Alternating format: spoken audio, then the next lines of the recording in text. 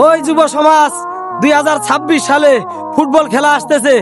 Argentina Brazil কি করবেন করেন, সমস্যা নাই, কিন্তু বাংলাদেশের বিচার ব্যবস্থা, বাংলাদেশের সরকারি হাসপাতাল, বাংলাদেশের বিদ্যুৎ খাত, এদের ব্যাপারে আপনারা শিক্ষিত বিশ্ববিদ্যালয়ের ছাত্র একটু লেখালেখি করেন, একটু কথা বলেন, তারেক জিয়াকে সহযোগিতা করেন।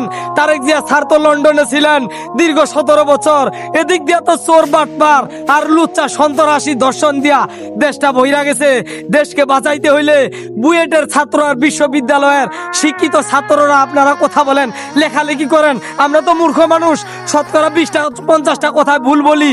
আপনারা ভিডিওটা শেয়ার করেন আর দেশটা ভালো করেন। ফুটবল খেলা দেখেন, আপত্তি নাই, দেশের দিকে আপনারা খেয়াল করেন। যেই দেশের মধ্যে যুব সমাজ থাকবে সচেতন, সেই দেশকেই আল্লাহ পাক বিশ্বের মধ্যে করে দিবেন উন্নয়ন। শেয়ার করেন ভিডিওটা, মানুষকে দেখার সুযোগ করে দেন ইনশাআল্লাহ।